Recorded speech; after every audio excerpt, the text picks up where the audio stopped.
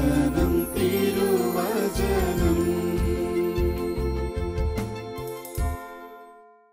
ഈശോയിൽ ഏറ്റവും പ്രിയപ്പെട്ടവരെ, ഇന്ന് നാം ചിന്തിക്കുന്ന വിശുദ്ധ വചനഭാഗം യോഹന്നാന്റെ സുവിശേഷം 14-ാം അധ്യായം 1 മുതൽ 7 വരെയുള്ള വചനങ്ങൾ. നമുക്ക് വേണ്ടി വാസസ്ഥലം ഒരുക്കുന്ന, വീട് പണിയാൻ ഇരിക്കുന്ന ഒരു ഈശോയെക്കുറിച്ചാണ് നാം ഇവിടെ കാണുക. യേശു പിതാവിലേക്കുള്ള വഴി. നിങ്ങളുടെ ഹൃദയം അസ്വസ്ഥമാകേണ്ട, ദൈവത്തിൽ വിശ്വസിക്കുവിൻ, എന്നിലും വിശ്വസിക്കുവിൻ. എൻ്റെ പിതാവിൻ്റെ ഭവനത്തിൽ അനേകം വാസസ്ഥലങ്ങളുണ്ട്. ഇല്ലായിരുന്നെങ്കിൽ നിങ്ങൾക്ക് സ്ഥലമൊരുക്കാൻ പോകുന്നുവെന്ന് ഞാൻ നിങ്ങളോട് പറയുമായിരുന്നു. ഞാൻ പോയി നിങ്ങൾക്ക് സ്ഥലം ഒരുക്കി കഴിയുമ്പോൾ ഞാൻ ആയിരിക്കുന്നിടത്ത് നിങ്ങളും ആയിരിക്കേണ്ടതിന് ഞാൻ വീണ്ടും വന്ന് നിങ്ങളെയും കൂട്ടിക്കൊണ്ടുപോകും. ഞാൻ പോകുന്നിടത്തേക്കുള്ള വഴി നിങ്ങൾക്കറിയാം. തോമസ് പറഞ്ഞു, കർത്താവേ, നീ എവിടേക്ക് പോകുന്നുവെന്ന് ഞങ്ങൾക്കറിഞ്ഞുകൂടാ, പിന്നെ വഴി ഞങ്ങൾ എങ്ങനെ അറിയും? യേശു പറഞ്ഞു, വഴിയും സത്യവും ജീവനും ഞാനാണ്. എന്നിലൂടെ അല്ലാതെ ആരും പിതാവിൻ്റെ അടുക്കലേക്ക് വരുന്നില്ല എന്ന്. യേശുവിൽ വിശ്വസിക്കുന്ന, ഈശോയുടെ പ്രിയപ്പെട്ട ദൈവജനമായി ജീവിക്കുന്ന എനിക്ക് ഈശോ തരുന്ന സന്തോഷത്തിൻ്റെ, സൗഭാഗ്യത്തിൻ്റെ ഏറ്റവും വലിയ വെളിപ്പെടുത്തലാണ് ഈ വചനഭാഗത്തിൽ ഞാൻ കാണുക. ഏറ്റവും വലിയ സൗഭാഗ്യമെന്ന് പറയുക സ്വർഗത്തിൽ യേശുവിനോടൊത്തായിരിക്കുക എന്നുള്ളതാണ്. ഈ വചനം നാം വായിച്ച് കടന്നു പോകുമ്പോൾ 2 കാര്യങ്ങൾ നമ്മുടെ മുമ്പിൽ ഈശോ വയ്ക്കുന്നുണ്ട്. ഈശോയാകുന്ന വഴിയിലൂടെ കടന്നു പോകണമെന്നും, ഈശോ എനിക്ക് വേണ്ടി ഒരുക്കുന്ന, സ്ഥലം ഒരുക്കുന്ന വലിയ പ്രത്യാശയോടെ ഞാൻ ജീവിക്കണമെന്നും അവിടെ എത്തിച്ചേരണമെന്നും ഈശോ എന്നോട് പറയുകയാണ്. തൻ്റെ മുമ്പിൽ അസ്വസ്ഥത നിറഞ്ഞിരിക്കുന്ന വലിയൊരു ജനക്കൂട്ടത്തെ ഈശോ കാണുന്നുണ്ട്. ഒരുപാട് വേദനകളും ബുദ്ധിമുട്ടുകളും രോഗങ്ങളും ജീവിതത്തിൻ്റെ ഭാരങ്ങളുമൊക്കെ ചുമന്ന് കടന്നു പോകുന്ന വലിയ ജനക്കൂട്ടത്തെ കണ്ടിട്ട് ഈശോ ആദ്യമേ പറയുന്ന വചനം യോഹന്നാൻ 14:1, നിങ്ങളുടെ ഹൃദയം അസ്വസ്ഥമാകേണ്ട, ദൈവത്തിൽ വിശ്വസിക്കുവിൻ, എന്നിലും വിശ്വസിക്കുവിൻ എന്ന്. ഇനി അസ്വസ്ഥപ്പെടേണ്ട കാര്യമില്ല എന്ന് പറഞ്ഞ് ആശ്വസിപ്പിക്കുന്ന, ആശ്വാസം കൊടുക്കുന്ന ഒരു ഈശോയെ, എന്തുകൊണ്ടാണ് നീ അസ്വസ്ഥനാകാതിരിക്കേണ്ടത് എന്ന് ഈശോ പറയുകയാണ്. നിനക്ക് ഒരു വാസസ്ഥലമുണ്ട്, അത് എങ്ങനെ പോകണമെന്ന് വഴിയും ഞാൻ പറഞ്ഞു തരികയാണ്. വഴിയും വാസസ്ഥലവും പറഞ്ഞു തന്നുകൊണ്ട് അസ്വസ്ഥപ്പെട്ടിരിക്കുന്ന മനുഷ്യ മനസ്സുകളെ സ്വസ്ഥതയിലേക്ക് കൊണ്ടുവരുന്ന ഈശോയെ ഈ വചനഭാഗത്ത് നാം കാണുന്നുണ്ട്. ദൈവത്തിൽ വിശ്വസിക്കുന്നവർക്ക് അവിടുന്ന് വാഗ്ദാനം ചെയ്യുന്ന വലിയ അനുഗ്രഹമാണ് അസ്വസ്ഥതകളിൽ നിന്നുള്ള മോചനമെന്ന് പറയുക. സമാധാനം, ഹൃദയത്തിൻ്റെ ആഴത്തിലുള്ള വലിയ സമാധാനമെന്ന് പറയും. ഞാൻ ഉറങ്ങിയിരുന്നു എങ്കിലും എൻ്റെ മനസ്സ് ഉണർന്നിരുന്നിരുന്നു എന്ന്, അസ്വസ്ഥനായിരുന്നുവെന്ന് സങ്കീർത്തകൻ പറയുന്നുണ്ട്. പ്രിയപ്പെട്ടവരെ, നമ്മിൽ പലരുടെയും ജീവിതം ഇത് തന്നെയാണ്. രാത്രിയുടെ യാമങ്ങളിലും നാം ഉറങ്ങുമ്പോഴും മനസ്സ് ഭയം കൊണ്ടും ആകുലത കൊണ്ടും ഉത്കണ്ഠ കൊണ്ടും നിറഞ്ഞിരിക്കുന്ന ഒരു മനസ്സ് നമുക്കുണ്ട്. ജീവിതത്തിൻ്റെ ഭാരങ്ങൾ കൊണ്ട് ഞെട്ടി ഉണരുന്ന, ഉറക്കം നഷ്ടപ്പെടുന്ന എത്രയോ വ്യക്തികളെ നമുക്ക് കാണുവാനായിട്ട് സാധിക്കും. ഇവിടെ ഈശോ പറയുകയാണ്, അസ്വസ്ഥപ്പെടേണ്ട, നിങ്ങളുടെ ഹൃദയം അസ്വസ്ഥമാകേണ്ട, കാരണം പ്രതീക്ഷയോടെ നോക്കിയിരിക്കണം, ഒരു വാസസ്ഥലമുണ്ടെന്ന്, പോകാനുള്ള വഴിയും ഞാനിതാ റെഡിയാക്കിയിരിക്കുന്നുവെന്ന് ഈശോ പറയുന്നു. ദൂരം കൂടിയ ഒത്തിരി ദൂരം എത്തേണ്ട ഒരു സ്ഥലത്തേക്കും നിനക്ക് പോകുവാൻ ഈശോ നിൻ്റെ മുമ്പിൽ വഴിയായി, വാഹനമായി നിൽക്കുന്നുവെന്ന് ഈശോ വചനം നമ്മളെ പഠിപ്പിക്കുന്നു. ഈശോ സ്വർഗത്തിലേക്ക് പോകുന്നത് തൻ്റെ പ്രിയപ്പെട്ടവർക്ക് സ്ഥലം ഒരുക്കുവാനാണ്. ഈ ഭൂമിയിലെ ജീവിതം സ്വർഗത്തിലെ വാസസ്ഥലങ്ങളെ സ്വപ്നം കണ്ട് ജീവിക്കുന്നതാണ്. അതായത് പിതാവിനെയും പുത്രനെയും ഇവിടെ വെച്ച് തന്നെ അറിഞ്ഞ് അനുഭവിച്ച് ജീവിക്കുന്നതാണ് ഈ ഭൂമിയിലെ സന്തോഷമെന്ന് പറയുക. ഇന്ന് ഞാൻ അസ്വസ്ഥപ്പെടുന്നുണ്ട് എങ്കിൽ എൻ്റെ പിതാവിനെ ഞാൻ അറിഞ്ഞിട്ടില്ല, എൻ്റെ പുത്രനായ യേശുവിനെ ഞാൻ അറിഞ്ഞിട്ടില്ല, ആത്മാവാകുന്ന ശക്തിയെ ഞാൻ അറിഞ്ഞിട്ടില്ല. അപ്പോൾ എൻ്റെ ജീവിതത്തിൽ അസ്വസ്ഥതകൾ കടന്നു വരും, എൻ്റെ മനസ്സ് കലുഷിതമായി മാറും. പലപ്പോഴും നമ്മുടെ ജീവിതത്തിൽ വഴി അറിയാതെ നാം അസ്വസ്ഥരാകുന്നുണ്ട്. അലഞ്ഞു തിരിയുന്ന ഒരവസ്ഥ നമ്മുടെ ജീവിതത്തിലുണ്ട്. ചില വ്യക്തികൾ എവിടെ പോയാലാണ് സമാധാനം കിട്ടുക എന്നറിയാതെ എവിടെയെങ്കിലും ഒരു അനുഗ്രഹം കിട്ടുന്നത് കണ്ടാൽ ആ ധ്യാനകേന്ദ്രത്തിലേക്ക് ഓടുകയാണ്. മറ്റൊരു വ്യക്തി പ്രാർത്ഥിക്കുന്നുവെന്ന് കണ്ടാൽ അങ്ങോട്ടേക്ക് ഓടുകയാണ്. ഇരിക്കാൻ പറ്റുന്നില്ല, അസ്വസ്ഥപ്പെട്ട് സങ്കടപ്പെട്ട് എല്ലാത്തിനും പ്രതിപതി തേടി ഓടുന്ന നമ്മോട് ഈശോ പറയുകയാണ്, അസ്വസ്ഥപ്പെടേണ്ട, പിതാവിനെ അറിയുക. യേശുവിനെ അറിയുക, പരിശുദ്ധാത്മാവിനെ അറിയുക. ആ വഴിയിലേക്ക്, ആ ശക്തിയിലേക്ക്, ആ സ്നേഹത്തിലേക്ക് വന്നാൽ വാസസ്ഥലത്ത് സ്വസ്ഥതയോടെ ജീവിക്കാനുള്ള കൃപ നിനക്ക് തരുമെന്ന്. ഈ ഒരു അറിവിൽ ഈ ഭൂമിയിൽ ജീവിക്കുമ്പോഴാണ് സ്വർഗരാജ്യത്തിൻ്റെ മുന്നാസ്വാദനമായി നമ്മുടെ ജീവിതം മാറുക എന്ന് ഈശോ പറയുന്നു. യോഹന്നാൻ്റെ സുവിശേഷം 14-ാമത്തെ അധ്യായം 6-ാമത്തെ വചനം ഈശോ പറയുന്നു, വഴി കാണിച്ചു തരികയാ, ഞാനാണ് വഴിയും സത്യവും ജീവനുമെന്ന്. എന്നിലൂടെ അല്ലാതെ ആർക്കും പിതാവിനെ അറിയാൻ പറ്റില്ല, പിതാവിൻ്റെ അടുക്കലേക്ക് പോകാൻ പറ്റില്ല. കാരണം നമുക്ക് മുമ്പേ വഴിയായി മാറി, നാം സഞ്ചരിക്കാനായി വഴിയായി മാറിയിരിക്കുന്ന ഒരു ഈശോ നമ്മുടെ മുമ്പിലുണ്ട്. നമുക്ക് കടന്നു ചെല്ലാൻ പറ്റാത്ത വിധത്തിൽ പറുദീസയുടെ വാതിലുകൾ അടച്ചു കഴിഞ്ഞപ്പോൾ അവിടേക്കുള്ള വാതിൽ തുറന്നു തരാൻ വഴിയായി മാറിയവനാണ് നിന്റെ ഈശോ. ആ ഈശോ പറയുകയാ, ഈ വഴി നീ തിരഞ്ഞെടുക്കാനായിട്ട് കർത്താവിൽ ശരണം പ്രാപിച്ച് അവിടുത്തെ സ്വർഗരാജ്യം നേടിയെടുക്കണമെന്ന് ഈശോ നമ്മോട് പറയുന്നു. വിയാനി പുണ്യവാനോട് ഒരിക്കൽ ഒരു വ്യക്തി സംസാരിച്ചു കൊണ്ടിരുന്നപ്പോൾ, ആർട്സിലേക്കുള്ള യാത്രയിലാണ് അദ്ദേഹം. അപ്പോഴാണ് വഴിക്ക് വെച്ചൊരു വ്യക്തിയെ കണ്ടുമുട്ടുക. ഇങ്ങനെ ദുഃഖങ്ങളും വേദനകളും ഒക്കെ പറഞ്ഞ് പങ്കുവെച്ചപ്പോൾ വിയാനി പുണ്യവാൻ ഇങ്ങനെ പറയുന്നുണ്ട്, നീ എനിക്ക് ആർട്സിലേക്കുള്ള വഴി കാണിച്ചു തന്നാൽ ഞാൻ നിനക്ക് സ്വർഗരാജ്യത്തിലേക്കുള്ള വഴി കാണിച്ചു തരാമെന്ന്. അതേ പ്രിയപ്പെട്ടവരെ, ഈശോ വഴിയായി പിതാവിലേക്കൊരു വഴിയായി മാറുമ്പോൾ ഇന്ന് എനിക്കൊരു ദൗത്യം കൂടി ഈശോ വെച്ചിട്ടുണ്ട്. എൻ്റെ ജീവിതത്തിലൂടെ മറ്റ് വ്യക്തികളെ സ്വർഗരാജ്യത്തിലേക്ക് അടുപ്പിക്കാനുള്ളൊരു വഴി എനിക്കും മറ്റുള്ളവർക്കും ഈശോ ഒരുക്കി തന്നിരിക്കുന്ന ആ പുതിയ വീട്ടിൽ സൗഭാഗ്യം നിറഞ്ഞ വാസസ്ഥലത്ത് ഞാൻ ആയിരിക്കുവാനായി മറ്റുള്ളവരുടെ മുൻപിൽ ഒരു വഴിയായി മാറണമെന്നുകൂടി ഈശോ നമ്മളെ പഠിപ്പിക്കുകയാണ്. എൻ്റെ ജീവിതത്തിൽ സ്വർഗരാജ്യത്തെ സ്വപ്നം കണ്ട് ജീവിക്കുന്ന വ്യക്തിയായി ഞാൻ മാറുമ്പോൾ മദർ തെരേസയെ പോലെ പറയാൻ പറ്റും, ദൈവത്തിന് വേണ്ടി സംതിങ് ബ്യൂട്ടിഫുൾ ആയിട്ടുള്ള എന്തെങ്കിലും എനിക്ക് ചെയ്യാനായിട്ട് സാധിക്കുമെന്ന്. മദർ തെരേസയോട് ചോദിക്കാറുണ്ട്, എന്തിനാ ഇങ്ങനെയൊക്കെ ചെയ്യുന്നേ? ഒത്തിരി ചീഞ്ഞഴിഞ്ഞ് പുഴുത്ത് കിടക്കുന്ന മക്കളെ എടുത്തിട്ട് കുളിപ്പിച്ച് തലോടി ആശ്വസിപ്പിച്ച് അവരെ രക്ഷയിലേക്കും സ്നേഹത്തിലേക്കും കൊണ്ടുവരുമ്പോൾ ഇത് ആർക്കും സാധിക്കാത്ത കാര്യമെന്ന് പറഞ്ഞ് പലരും ചോദിക്കുമ്പോൾ ആ പുണ്യവതി ചിരിച്ചുകൊണ്ട് പറയും, എൻ്റെ ഈശോയ്ക്ക് വേണ്ടി ഏറ്റവും മനോഹരമായത് എന്തെങ്കിലും എനിക്ക് ചെയ്യണമെന്ന്. അതേ പ്രിയപ്പെട്ടവരെ, ഈ സ്വർഗരാജ്യത്തിൻ്റെ വാസസ്ഥലത്തിൻ്റെ സ്വപ്നം മനസ്സിൽ വെച്ചുകൊണ്ട ഈശോയാകുന്ന വഴിയിലൂടെ സഞ്ചരിച്ചുകൊണ്ട് മദർ തെരേസ പറഞ്ഞത്, എൻ്റെ ഈശോയ്ക്ക് വേണ്ടി സംതിങ് ബ്യൂട്ടിഫുൾ ആയിട്ടുള്ള എന്തെങ്കിലും ഇവിടെ ഈ ഭൂമിയിൽ എനിക്ക് ചെയ്യണമെന്ന്. പ്രിയപ്പെട്ടവരെ, നമ്മുടെ ജീവിതത്തിൽ ഈ വചനഭാഗം വായിച്ച് കടന്നു പോകുമ്പോൾ അസ്വസ്ഥത നിറഞ്ഞ എൻ്റെ മനസ്സിനെ സ്വസ്ഥമാക്കിക്കൊണ്ട് ഈശോയാകുന്ന വഴിയിലൂടെ സഞ്ചരിച്ചുകൊണ്ട് എന്തെങ്കിലുമൊക്കെ സന്തോഷമുള്ള കാര്യങ്ങൾ ചെയ്ത് നന്മ ചെയ്തുകൊണ്ട് എൻ്റെ അസ്വസ്ഥതയെ മാറ്റുമ്പോൾ ഈശോയുടെ വഴിയിലേക്ക് ഞാൻ നടന്നു നീങ്ങുകയാ. വാസസ്ഥലം എനിക്കിവിടെ പണിയപ്പെട്ടുകൊണ്ടിരിക്കുകയാണെന്ന് വചനം നമ്മളെ പഠിപ്പിക്കുന്നു. ഈശോ ഞാൻ പോകുന്ന വഴി നിങ്ങൾക്കറിയാമെന്ന് ഈശോ പറഞ്ഞപ്പോൾ തോമസ് പറഞ്ഞു, കർത്താവേ, നീ എവിടേക്ക് പോകുന്നുവെന്ന് ഞങ്ങൾക്ക് അറിഞ്ഞുകൂടാ, പിന്നെ വഴി ഞങ്ങൾക്ക് എങ്ങനെ അറിയുമെന്ന് ചോദിച്ചു. അപ്പോൾ ഈശോ പറഞ്ഞു, ഞാൻ വഴിയും സത്യവും ജീവനുമാണ്, എന്നിലൂടെ അല്ലാതെ ആരും പിതാവിൻ്റെ അടുക്കലേക്ക് വരുന്നില്ല എന്ന്. അപ്പോൾ യോഹന്നാന്റെ സുവിശേഷം 14:8 ഫിലിപ്പോസ് പറയുക, കർത്താവേ, പിതാവിനെ ഞങ്ങൾക്ക് കാണിച്ചു തരിക, ഞങ്ങൾക്ക് അതു മതി എന്ന്. കർത്താവെ, പിതാവിനെ ഞങ്ങൾക്ക് കാണിച്ചു തരിക, ഞങ്ങൾക്ക് അതു മതി എന്ന് ദൈവം തൻ്റെ ജീവിതത്തിൻ്റെ സർവ്വസാരസമായി ഏറ്റുപറയുന്ന ഒരു ഫിലിപ്പോസിനെ ഈ വചനഭാഗത്ത് നാം കാണുന്നുണ്ട്. ജീവിതത്തിൻ്റെ സർവസ്വമായി ദൈവപിതാവിനെ സങ്കല്പിക്കാൻ കഴിയുന്ന ഒരു മനസ്സിൻ്റെ ഉടമയാണ് ഇവിടെ ഫിലിപ്പോസ്. ഫിലിപ്പോസിൻ്റെ ഈ വാക്കുകളിൽ ഞങ്ങൾക്ക് അതു മതി എന്ന്. പ്രിയപ്പെട്ടവരെ, ജീവിതത്തിൽ സംതൃപ്തി കിട്ടുമ്പോഴാണ് നമ്മുടെ അധരങ്ങളിൽ നിന്ന് ഇത് മതി എന്ന് പറയുന്ന ഒരവസ്ഥയിലേക്ക് വരിക. നമുക്ക് മതിയായി കഴിയുമ്പോൾ, തൃപ്തി ആകുമ്പോഴാണ്. ഇവിടെ ഫിലിപ്പോസിൻ്റെ മനസ്സിൽ അതൃപ്തി നിറഞ്ഞു നിൽക്കുന്ന മനസ്സുണ്ട് എങ്കിൽ അവൻ പറയുകയാ, എനിക്ക് സംതൃപ്തി ഒറ്റയൊരു കാര്യത്തില്ല, നീ ആ പിതാവിനെ എനിക്കൊന്ന് കാണിച്ചു തന്നാൽ മതിയെന്ന്.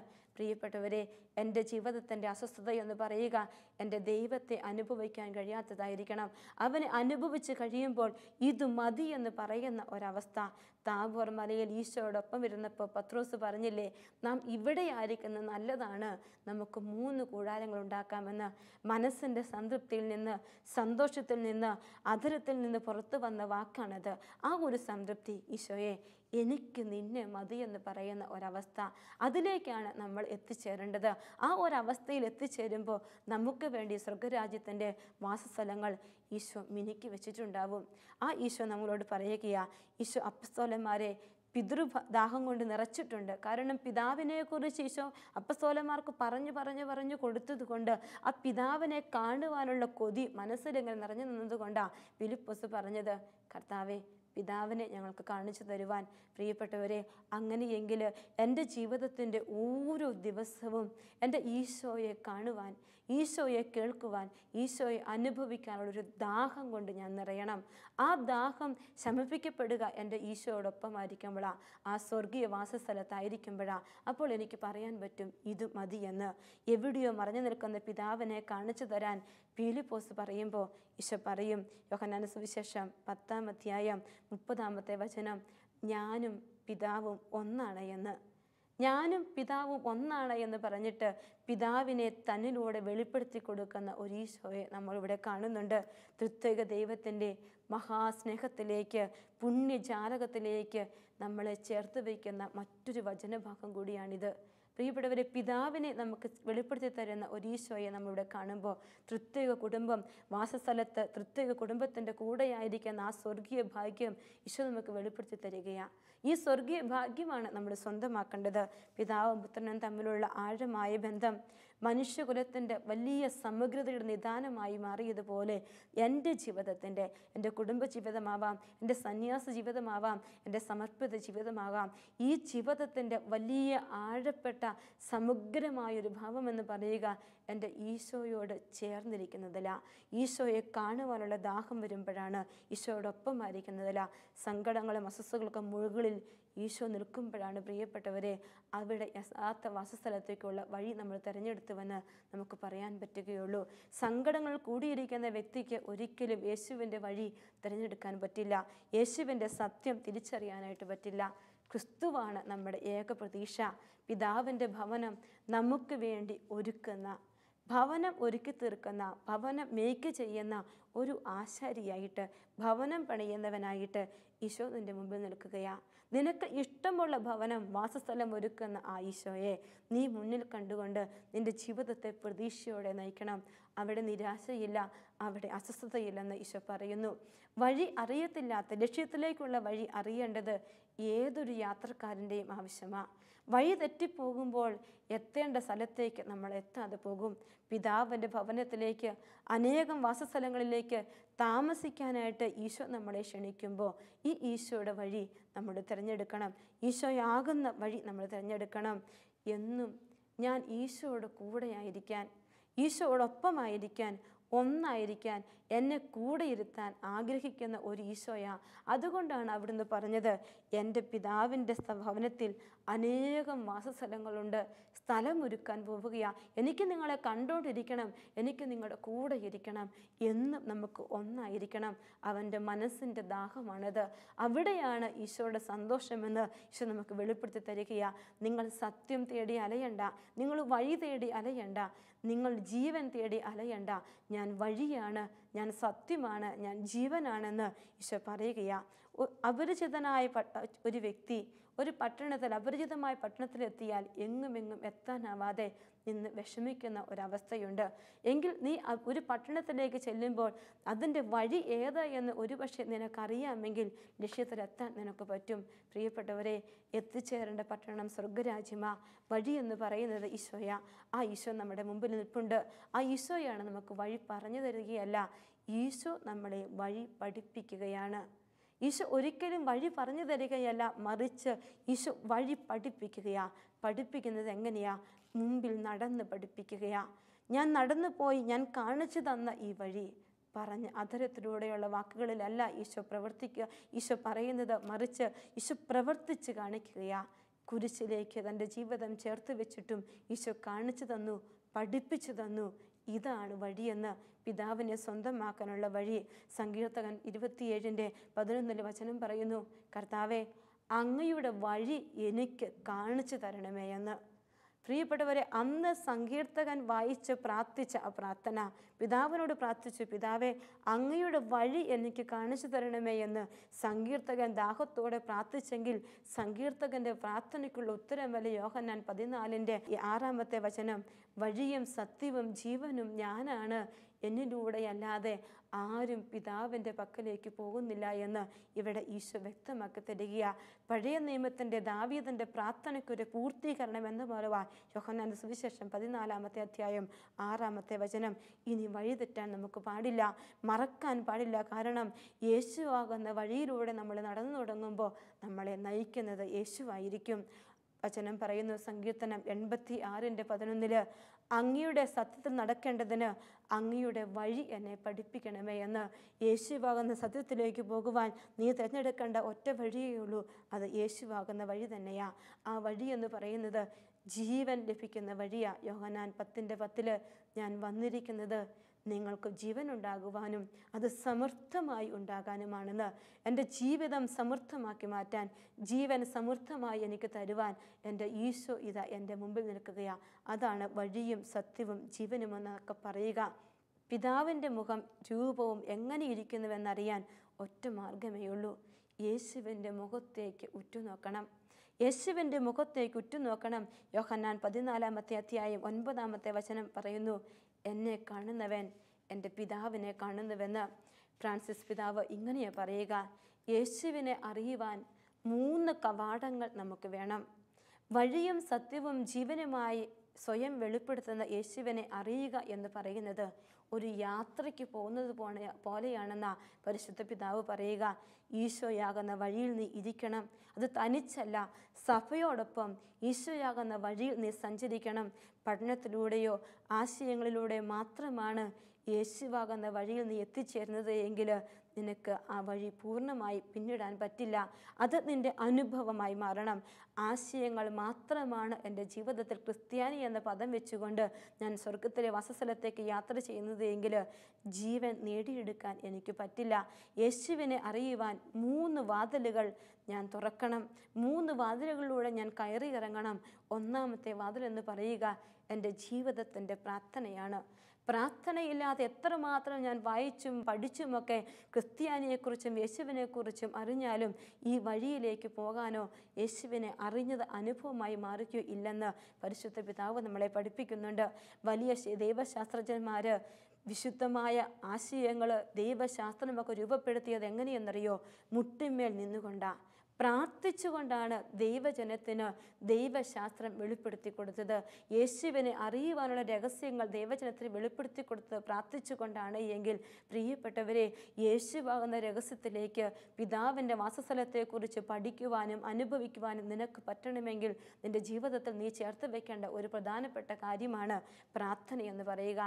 രണ്ടാമത്തെ വാതിലെന്ന് പറയുന്നത് ആഘോഷമാണ്. പ്രാർത്ഥന തനിച്ചായാലും നാം യേശുവിൻ്റെ അറിവിലേക്ക് എത്തപ്പെടുകയില്ല.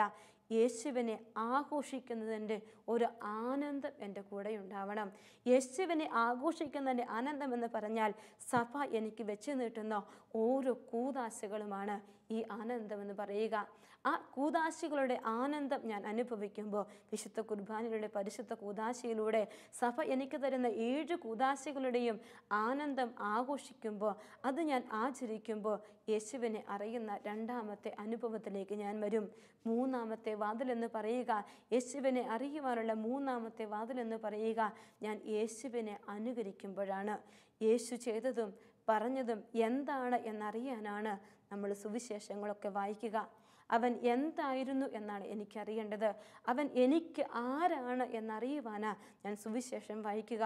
അവൻ്റെ നിലപാടുകൾ അറിയുവാനായിട്ട് ഞാൻ വചനം വായിക്കും. എന്തിനാണ് നാം അറിയുന്നത്? പ്രിയപ്പെട്ടവരെ, ഒരു വ്യക്തിയെ അറിയുമ്പോഴേ അവനെ അനുകരിക്കാൻ പറ്റുകയുള്ളൂ. അവനെ അറിഞ്ഞു കഴിയുമ്പോൾ അതുപോലെ ജീവിക്കാൻ, യേശുവിനെ അനുകരിച്ച് അനുഗമിക്കാൻ, യേശുവിനെ അനുകരിച്ച് അനുഗമിക്കുമ്പോഴാണ് ഈ ഒരു വഴി നമുക്ക് ജീവിതത്തിലേക്ക് പൂർണ്ണമായി എത്തപ്പെടുക. ഈ 3 വഴിയിലൂടെ, പ്രാർത്ഥനയിലൂടെ, കൂദാശകളുടെ ആഘോഷത്തിലൂടെ യേശുവിനെ അനുകരിച്ചുകൊണ്ട് ഞാൻ കടന്നു പോകുമ്പോൾ യേശുവിൻ്റെ രഹസ്യത്തിലേക്ക് ഞാൻ പ്രവേശിക്കും. പ്രാർത്ഥനയുടെ കവാടം തുറക്കാൻ, യഥാർത്ഥവും ഹൃദയം കൊണ്ടുള്ളതുമായ പ്രാർത്ഥനയുടെ കവാടം തുറക്കാൻ അതിന് ഒരു കൃപാവരം നമുക്ക് വേണം. അത് ചോദിച്ച് മേടിക്കണം. യേശുവിൻ്റെ വലിയ കൃപാവരം, യേശുവാകുന്ന വഴിയിലേക്ക് കടന്നു പോകുന്ന കൃപാവരം, അതിനുള്ള ആനന്ദം അനുഭവിക്കാൻ നമുക്ക് കഴിയണം. പ്രിയപ്പെട്ടവരെ, ദൈവത്തിൻ്റെ വിശിഷ്ടമായ മുഖം കാണുവാനായിട്ട് ഒരുങ്ങുകയാണ് ഈ നാളുകളിൽ നമ്മൾ. യേശുവിൻ്റെ മുഖം കാണുവാനുള്ള ഒരു ഒരുക്കമായിരിക്കണം. എൻ്റെ സുനിശ്ചിതമായ ജന്മദേശമാണ് ഈശോ എനിക്ക് വേണ്ടി ഒരുക്കി വയ്ക്കുന്ന വാസസ്ഥലങ്ങളെന്ന് പറയുക. നമുക്ക് ഒരു മുറി ഒരുക്കാൻ പോകുന്ന യേശുവിനെ മുന്നിൽ കണ്ടുകൊണ്ട് ആനന്ദിക്കുവാൻ തയ്യാറായി, അവനെ അനുകരിക്കാൻ തയ്യാറായി നാം മുന്നോട്ട് പോകുമ്പോൾ നമ്മുടെ ജീവിതത്തിൽ യേശുവിൻ്റെ കൃപകൾ നിറഞ്ഞു നിൽക്കും. യേശുവിനെ സ്വന്തമാക്കാൻ നമുക്ക് പറ്റും. യേശുവിനോടൊപ്പമായിരിക്കാൻ നമുക്ക് പറ്റും. വളരെ ദൂരെ നിന്ന് തന്നെ ഈ ഒരുക്കം നമ്മൾ ആരംഭിക്കണം. അവസാന നിമിഷം മതി എൻ്റെ ഈശോയുടെ വാസസ്ഥലത്തേക്ക് പ്രവേശിക്കാൻ ഞാൻ ഒരുങ്ങുന്നുള്ളൂ എന്ന് ചിന്തിച്ചാൽ പ്രിയപ്പെട്ടവരെ, സമയം തികയുകയില്ല. ഇതൊരു നീണ്ട യാത്രയാണ്. സ്വർഗരാജ്യത്തിൻ്റെ വാസസ്ഥലത്തേക്കുള്ള യാത്ര എന്ന് പറയുക ഒരു നീണ്ട യാത്രയാണ്. സമയം തികയുകയില്ല. നമുക്ക് എത്തിപ്പെടാൻ ഒരുപാട് സമയമെടുക്കും.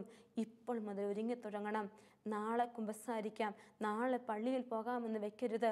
മറിച്ച് ഇന്ന് തന്നെ എൻ്റെ യേശുവിനെ അറിയുവാൻ, എൻ്റെ യേശുവിൻ്റെ മുമ്പിലൊന്ന് മുട്ടുകുത്താൻ, വാസസ്ഥലത്തേക്കുള്ള വാതിലുകളെ കടന്നു പോകാൻ ഞാൻ തയ്യാറാകുമ്പോൾ, എൻ്റെ ജീവിതം മുഴുവൻ ഞാൻ ഒരുങ്ങിക്കഴിയുമ്പോൾ അതിനുള്ള കൃപാവരം ഈശോ എനിക്ക് തരും.